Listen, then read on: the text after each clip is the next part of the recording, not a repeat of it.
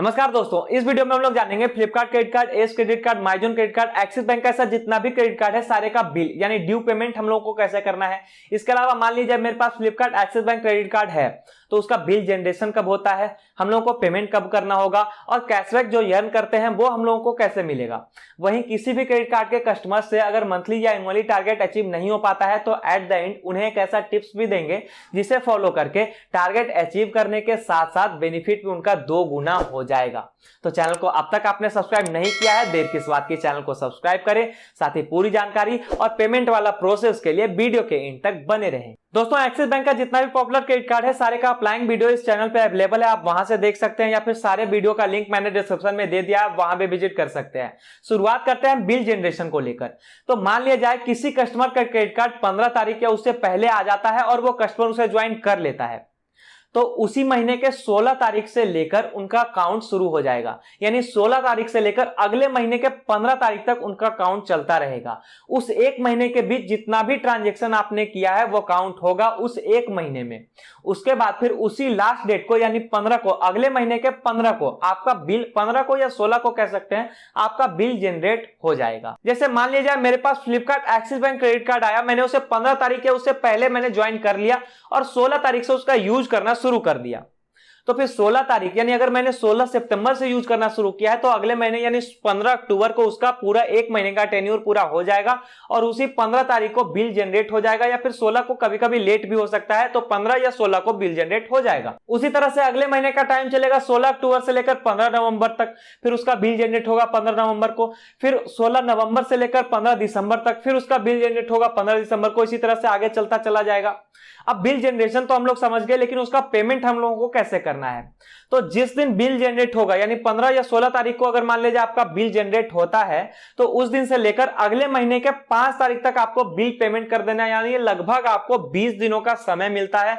5 दिन, 10 दिन और 5, 4, 19 या 20 दिनों का समय आपको मिल जाता है। तो इस 20 दिनों के बीच आपको पेमेंट क्लियर कर देना है। अगर इन दिनों आप पेमेंट क्लियर नहीं करते हैं तो बैंक हाई इंटरेस्ट के साथ आप पे पेनाल्टी इंपोज करेगी लेट पेमेंट फी के साथ। यहां हम लोगों को एक चीज समझना होगा कि एक्सिस बैंक क्रेडिट कार्ड के बिलिंग साइकिल में कुल मिलाकर 50 डेज का टाइम हम लोगों के पास रहता है। इसमें कि पहले 30 दिनों में खुलकर खर्च करना होता है और आखिरी के 20 दिनों में उसका पेमेंट करना होता है। लेकिन ऐसा नहीं है कि जब तक हम लोग पेमेंट क्लियर नहीं कर देंगे जब तक कोई नेक्स्ट मंथ का शॉपिंग ही नहीं कर सकते या फिर नेक्स्ट मंथ का कोई खर्च नहीं कर सकते, ऐसा कोई बात नहीं है। फिर से वही टेन्योर और फिर से वही टाइम 50 डेज वाला स्टार्ट हो जाएगा मंथ ऑफ 16 से। दोस्तों, जैसा कि शुरुआत में हमने आपको हिंट किया था, एक ऐप है येपर। इस ऐप की खास बात यह है कि जरूरी नहीं कि अपने क्रेडिट कार्ड से सिर्फ अपने लिए ही शॉपिंग किया जाए, आप अपने लिए भी शॉपिंग कर सकते हैं, बहुत ही बेनिफिट होने वाला है। लेकिन आस पड़ोस, फैमिली या फ्रेंड के लिए भी अपने क्रेडिट कार्ड से येपर ऐप के अंदर शॉपिंग कर सकते हैं, जिससे एक तो आपका मंथली या एनुअली टारगेट अचीव हो जाएगा और दूसरा कि येपर ऐप के अंदर किसी भी प्रोडक्ट पे हैवी डिस्काउंट चलता है। जैसे मान लीजिए हमें कोई मोबाइल फोन लेना है जिसका रेट है 10,000 रुपए, लेकिन हमें लग रहा है कि मैं 9,000 रुपए तक एफर्ट कर सकता हूं, तो यही येपर ऐप सामने आता है। येपर क्या करता है कि अगर आपके पास कोई क्रेडिट कार्ड है या आपके दोस्तों के पास कोई क्रेडिट कार्ड है या आपके जान पहचान में कोई क्रेडिट कार्ड है या आपके पास क्रेडिट कार्ड है या आपके जान पहचान वाले मोबाइल फोन लेना चाहते हैं, तो येपर ऐप क्या करता है कि अगर आप क्रेडिट कार्ड से मोबाइल फोन या कोई अदर प्रोडक्ट भी आप लेंगे तो वहां रेट अच्छा खासा कम हो जाता है, जिससे कि फायदा दोनों को होता है। पहला जो मोबाइल फोन ले रहा है या कोई प्रोडक्ट ले रहा है और दूसरा जिसका कि क्रेडिट कार्ड है, क्योंकि जितना डिस्काउंट हुआ उसमें आप शेयर कर सकते हैं। इसके अलावा रिवॉर्ड पॉइंट तो है ही, रिवॉर्ड पॉइंट एवरी स्पेंड पे आपको मिलता रहेगा। तो इतने बेनिफिट के सामने देर किस बात की। अगर आपको घर बैठे कुछ एक्स्ट्रा अर्निंग करना है, कुछ कमीशन अर्न करना है, आपका मंथली टारगेट अचीव करना है, रिवॉर्ड पॉइंट अर्न करते रहना है, तो फिर इस ऐप पे आप शॉपिंग कर सकते हैं अपने क्रेडिट कार्ड से। इस ऐप का लिंक यानी येपर ऐप का लिंक मैंने डिस्क्रिप्शन में दे दिया है, वहां से आप डाउनलोड कर सकते हैं। अब सवाल आता है कि एक्सिस बैंक क्रेडिट कार्ड का यूज करके हम लोग कैशबैक कैसे अर्न कर सकते हैं। तो उसके लिए पहले हम लोग बिल पेमेंट देख लेते हैं कि ड्यू पेमेंट हम लोग को कैसे करना है, फिर हम लोग कैशबैक पे भी चलेंगे। तो उसके लिए ये जरूरी नहीं कि आपका एक्सिस बैंक में अकाउंट हो या नहीं हो, सबसे पहले आपको एक्सिस बैंक के मोबाइल बैंकिंग ऐप पर चले आना है। अगर नए यूजर हैं तो एक्सिस का रिलेशन वहां शेयर करना होगा, और अगर आप पहले से लॉगिन है तो कुछ इस तरह का डैशबोर्ड सामने आएगा जहां कई सारे ऑप्शन कस्टमर्स को दिख रहे होंगे, जैसे credit card, account, pay my dues, fund transfer, FD, RD, loan, ऐसा जितना भी ऑप्शन दिख रहा है उसमें से एक ऑप्शन है पे माई ड्यूज को क्लिक करना है। क्लिक करते ही वर्चुअल क्रेडिट कार्ड सामने होगा और उसी के नीचे करेंट स्टेटमेंट का बॉक्स शो कर रहा होगा।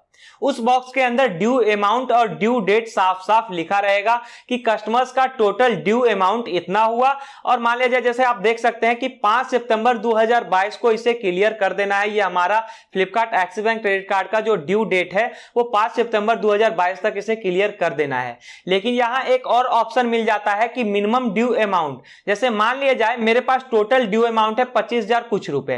अब अगर इतना ज्यादा अमाउंट हमारे पास नहीं है या किसी तरह से हम नहीं दे सकते, तो बैंक हमें एक ऑप्शन देता है। वो ऑप्शन है मिनिमम ड्यू अमाउंट का, कि अगर कस्टमर्स 25,339 रुपए यानी 25,339 रुपए अभी पे नहीं कर पाएगा, किसी वजह से अगर कस्टमर के पास नहीं है, तो मैं सिर्फ 2,374 रुपए पे कर सकता हूं। अगर कम से कम इस मिनिमम ड्यू अमाउंट को मैं 5 सितंबर से पहले पे कर दूंगा तो लेट पेमेंट भी हमारे ऊपर इंपोज नहीं किया जाएगा।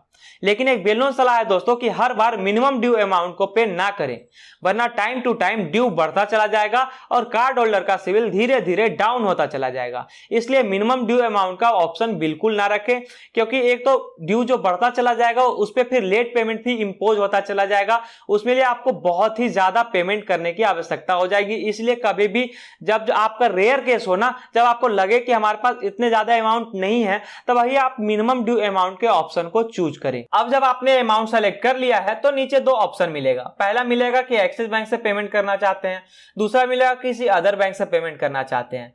तो उन दोनों में से आपके अनुसार किसी एक बैंक को चूज कर लेना है और नीचे पे के ऑप्शन को क्लिक कर देना है। उसके बाद नेक्स्ट पेज में कंफर्मेशन आपके सामने होगा। जैसे ही आप कंफर्म को क्लिक करेंगे, अपना एम पिन एंटर करेंगे तो पेमेंट सक्सेसफुल हो जाएगा, जैसा कि आप स्क्रीन पे देख सकते हैं। यहां एक चीज और नोटिस करना है दोस्तों कि 1 दिन का समय लग सकता है आपके ड्यू अमाउंट को क्लियर होने में।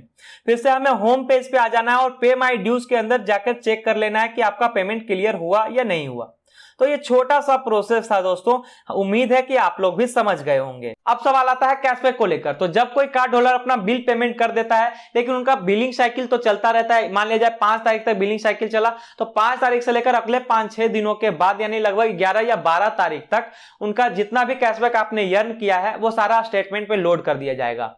जैसे मान लिया जाए हमने अलग अलग साइट से 1000 का कैशबैक अर्न किया, तो वो 1000 का कैशबैक 11 या 12 तारीख तक, मान लीजिए हमने 4 या 5 को या 3 या 2 को कभी मैंने बिल का पूरा पेमेंट क्लियर कर दिया था, तो 11 तारीख तक हमारा 1000 का कैशबैक स्टेटमेंट पे लोड कर दिया जाएगा। वो दिखेगा कैसे?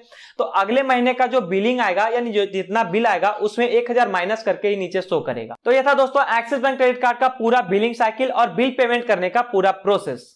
अगर अभी भी इस टॉपिक से रिलेटेड कोई सवाल आपके पास हो तो हमसे कमेंट पे पूछ सकते हैं। अगर इस चैनल को अब तक आपने सब्सक्राइब नहीं किया है तो देर किस बात की, चैनल को सब्सक्राइब करें, और अगर ये वीडियो आपको उपयोगी लगे तो इसे लाइक भी जरूर करें।